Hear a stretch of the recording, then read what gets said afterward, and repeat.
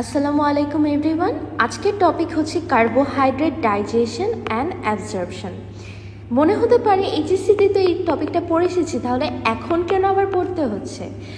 Well, 4th ইয়ার 5th ইয়ারে যখন তোমরা মেডিসিন সাবজেক্টটা নিয়ে পড়বে, একটা huge subject, protein energy malnutrition বা নিউট্রিশনাল ডিসঅর্ডার্স, ওবিসিটি, এটা কিন্তু একটা আলাদাই বোর্ড থাকে বা এটা এই টপিক থেকে আলাদা করে কোয়েশ্চেন করা হয়। তো ওই জিনিসটা ঠিকমতো জানার জন্য কিন্তু আগে এই বেসিকটা জানতে হবে। হ্যাঁ, সো এখন থেকেই তাহলে এই বেসিকটা, মানে তুমি এই চ্যাপ্টার পড়ছো মানে কি, তুমি কিন্তু এখন থেকেই মেডিসিনের প্রিপারেশন নিচ্ছ, তাহলে সেইভাবে মনোযোগ দিয়ে আমাদেরকে এই চ্যাপ্টারটা পড়তে হবে। আচ্ছা, let's start with digestion of carbohydrate, তাই না? দেখো, যদি বলা হয় যে কার্বোহাইড্রেটের কাজটা কি আসলে আমাদের শরীরে, তাই না? কার্বোহাইড্রেটের কাজ হচ্ছে, এটা নাম্বার 1 কাজে কিন্তু এটা এনার্জি প্রোভাইড করে আমাদের বডিতে। আমরা যতটুকু রেডি সোর্স, হ্যাঁ, একদম রেডি সোর্স অফ এনার্জি যদি আমরা বলি, আমাদের বডিতে একদম রেডি সোর্স অফ এনার্জি, সেটা কিন্তু carbohydrate. That means the end product অথবা মেটাবলিজমের পরে যে কার্বোহাইড্রেটের একদম লাস্ট পার্টটা থাকে ডাইজেশনের পরে, সেটা হচ্ছে গ্লুকোজ। তাহলে রেডি সোর্স অফ এনার্জি আমাদের বডিতে হচ্ছে গ্লুকোজ। তো গ্লুকোজ তো আসলে কার্বোহাইড্রেট থেকে আসতেছে। আবার যদি বলা হয় যে মোস্ট অ্যাবান্ডেন্ট এনার্জি, অনেক বেশি পরিমাণে এনার্জি কোথায় থাকে, সেটা কিন্তু আবার কার্বোহাইড্রেটে থাকে না, সেটা হচ্ছে ফ্যাটে থাকে। তুমি যদি ধরো এক্স পরিমাণ ফ্যাট নিলা, আবার এক্স পরিমাণ সেম পরিমাণ কার্বোহাইড্রেট নিলা, এনার্জি কোথায় বেশি থাকবে? এনার্জি বেশি থাকবে হচ্ছে ফ্যাটে, কার্বোহাইড্রেটে এনার্জিটা কম থাকবে। আচ্ছা, যাই হোক, এবং আমরা কি সবগুলো কার্বোহাইড্রেট গ্রহণ করতে পারি না, রাইট? দ্যাটস ওয়্যার আমরা একটা গরু থেকে ডিফারেন্ট।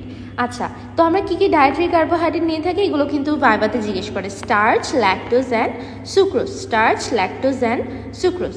স্টার্চ কোথায় পাওয়া যায়? সিম্পল, একদম কমনলি, সেটা হচ্ছে আমরা বলি পটেটো স্টার্চ, তাই না?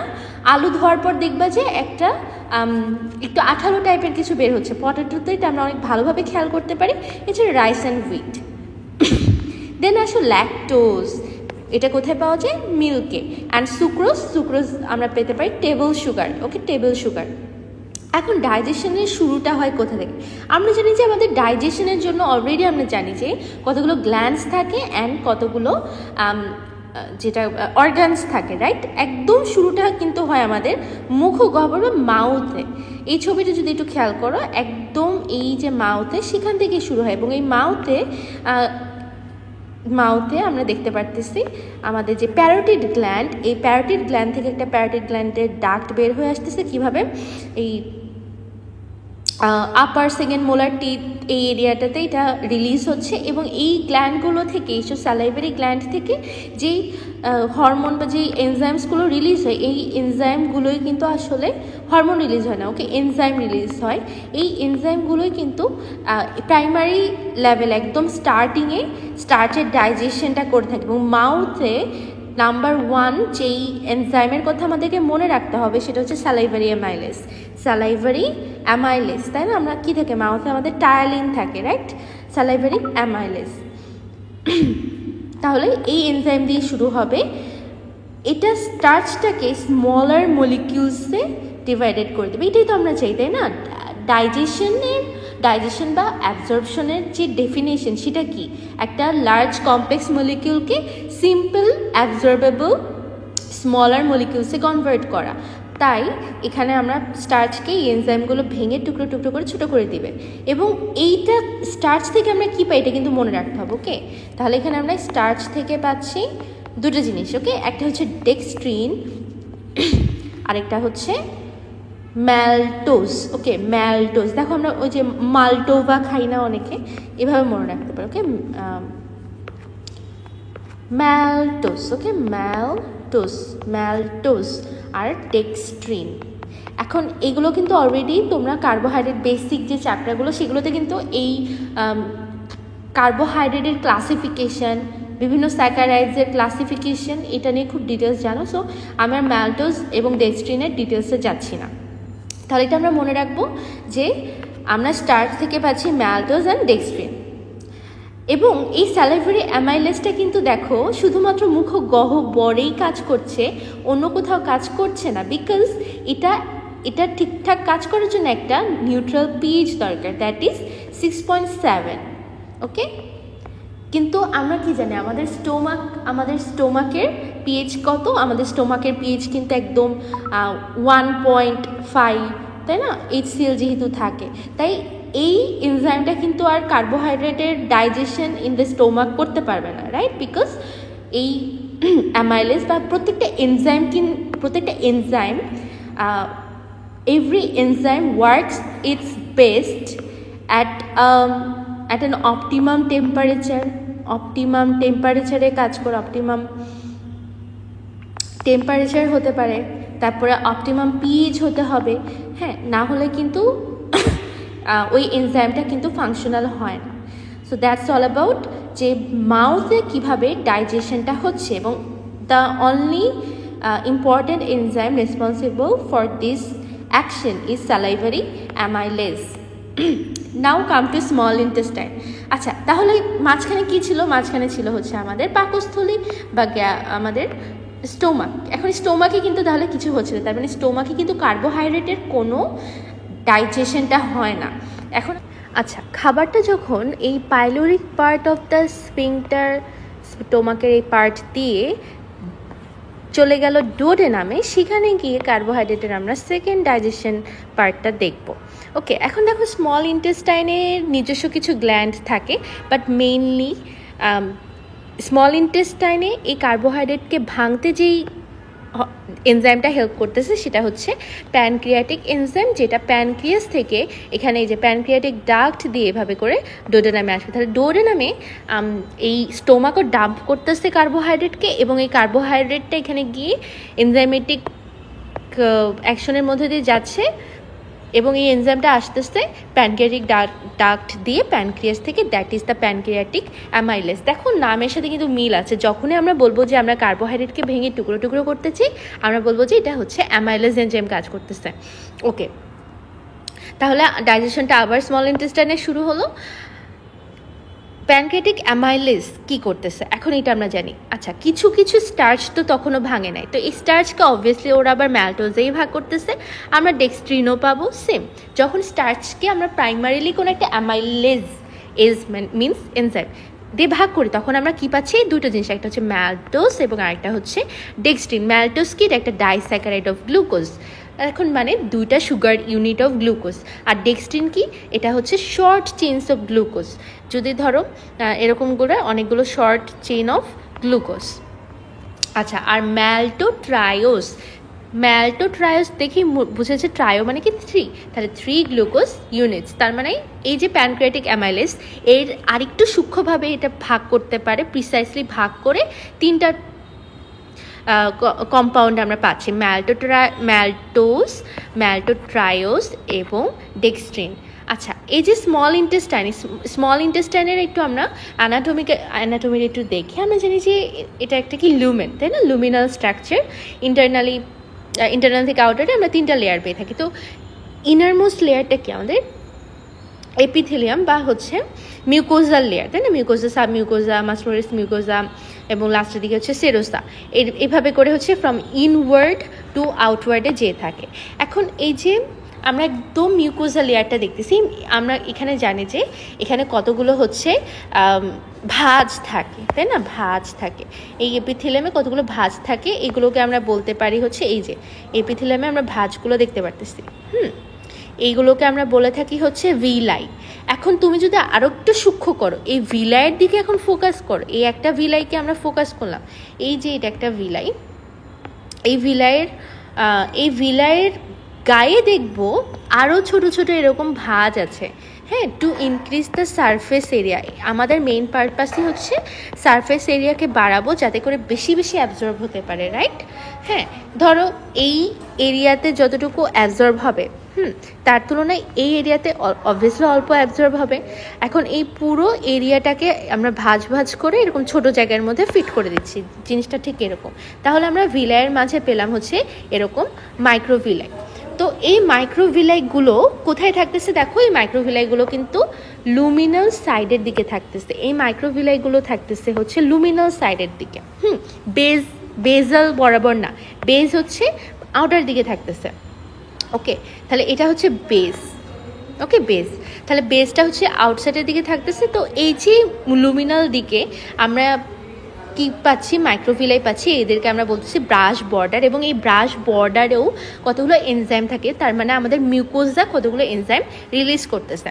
তাহলে ইন্টেস্টাইনাল লাইনিংয়ে অনেকগুলো এনজাইম থাকে যেগুলো এই প্রোডাক্টগুলোকে আরও সিম্পল সুগারে কনভার্ট করতেছে। ওকে, যেমন আমরা প্রথমে স্টার্চ থেকে পেয়েছিলাম ম্যালটোজ অ্যান্ড হচ্ছে ডেক্সট্রিন। ম্যালটোজ এখন আবার হয়ে যাচ্ছে কি, এই ম্যালটোজকে আমরা ভেঙে দুটা গ্লুকোজ মলিকিউল পাবো। আচ্ছা বলো তো, আমরা একটা ম্যালটোজকে ভেঙে দুটা গ্লুকোজ মলিকিউল কেন পাচ্ছি? বিকজ দেখো ম্যালটোজ কী ছিল, ম্যালটোজ আসলে একটা ডাইস্যাকারাইড অফ গ্লুকোজ, দুটা সুগার ইউনিট। তাহলে এটাকে কে ভাঙতেছে? নামের সাথে মিল। ম্যালটোজকে ভাঙতেছে কে? ম্যালটেজ এনজাইম। এখন ল্যাকটোজ, এটাকে কে ভাঙবে? ল্যাকটেজ। এবং ল্যাকটোজ আমরা ছোটোবেলা থেকে জানি যে ল্যাকটোজের মধ্যে কি আছে, একটা আছে হচ্ছে গ্লুকোজ, আরেকটা হচ্ছে গ্যালাক্টোজ। শেষ। এবার হচ্ছে সুক্রেজ এনজাইম ভাঙবে সুক্রোজকে। হ্যাঁ, সুক্রেজ এনজাইমটা সুক্রোজকে ভেঙে গ্লুকোজ এবং ফ্রুক্টোজ পাবো। আমরা ছোটোবেলা থেকে জেনে এসেছি, তাই না? সুক্রোজকে ভেঙে পাচ্ছি গ্লুকোজ এবং ফ্রুক্টোজ, এগুলো একটু মুখস্থ করে নেবা। আর অলরেডি তোমরা যখন কেমিক্যাল স্ট্রাকচার দেখেছো কার্বোহাইড্রেটের, এটা সম্পর্কে আইডিয়া আছে। অ্যান্ড দ্য লাস্ট ওয়ান, সেটা হচ্ছে আলফা লিমিট ডেক্সট্রিনেজ। এটা ডাইজেস্ট করতেছে ডেক্সট্রিনকে গ্লুকোজে। আমাদের ফাইনাল যে মলিকিউলটা আমরা এক্সপেক্ট করব সেটা কিন্তু মেনলি গ্লুকোজ। কোনো ক্ষেত্রে ফ্রুক্টোজ থাকতে পারে, কোনো ক্ষেত্রে গ্যালাক্টোজ থাকতে পারে। ওকে, কোনো ক্ষেত্রে ফ্রুক্টোজ থাকতে পারে, কোনো ক্ষেত্রে হচ্ছে গ্যালাক্টোজ থাকতে পারে। এখন এটা তো একটা বেসিক, এটা হচ্ছে আমাদের বেসিক ফিজিওলজি, যে কিভাবে ডাইজেশনটা হচ্ছে। ওকে, কি এনজাইম ইনভলভ আছে, এটা জানা থাকলে এখন তুমি হয়ে যাও শার্লক হোমস। হ্যাঁ, তুমি এখন ডক্টর হয়ে গেছো। তুমি এখন বের করবা যে কোন একটা, তুমি সিমটমস দেখে বের করবা তোমার শরীরে আসলে কোন এনজাইমের ডিসফাংশন হচ্ছে বা প্রবলেম হচ্ছে, যার কারণে ওই সিমটমসটা দেখা যাচ্ছে। যেমন ধরো, কেউ যদি দুধ খেতে না পারে, দুধ খেলেই সে বমি করে দিচ্ছে। হ্যাঁ, এই বাচ্চারা দুধ খেলেই হচ্ছে বমি করে দিচ্ছে। কেন? কারণ সে দুধের যে ল্যাকটোজ, সেই ল্যাকটোজটাকে হজম করতে পারছে না। কেন হজম করতে পারবে না? তার ল্যাকটোজ ডেফিসিয়েন্সি আছে। ওকে, দেন আনাদার ওয়ান দেখো, ডাইস্যাকারাইডেজ ডেফিসিয়েন্সি বলতে আমরা বুঝছি ডাইস্যাকারাইড যেগুলো ছিল, যেমন ম্যালটোজ, হ্যাঁ, অথবা এই যে এগুলো সবই তো ডাইস্যাকারাইড। যেমন সুক্রোজ কী দিয়ে তৈরি? গ্লুকোজ এবং ফ্রুক্টোজ দিয়ে তৈরি। হ্যাঁ, গ্যালাক্টোজ আর গ্লুকোজ দিয়ে তৈরি। তো এগুলো তো ডাইস্যাকারাইড। তো এই ডাইস্যাকারাইডেজ এনজাইমটা যদি না থাকে, তাহলে তো এই ল্যাকটোজ, গ্লুকোজ, সুক্রোজ এগুলো তো হজম হবে না। তো যার কারণে কি হয় দেখো, যদি এই এনজাইমগুলো না থাকে, এগুলো আমাদের অসমোটিক ডায়রিয়া তৈরি করবে ইন্টেস্টাইনের মধ্যে। এই ধরো সুক্রোজ অণুগুলো এটা যদি আমাদের ইন্টেস্টাইন হয়, উইদিন দ্য ইন্টেস্টাইন সুক্রোজ অণুগুলো থাকবে, জমা থাকবে। যেহেতু ভাঙতে পারতেছে না, তার মানে হচ্ছে ভাঙতে পারছে না মানে অ্যাবজর্বও হতে পারছে না, তার মানে ইন্টেস্টাইনে এগুলো জমা থাকবে।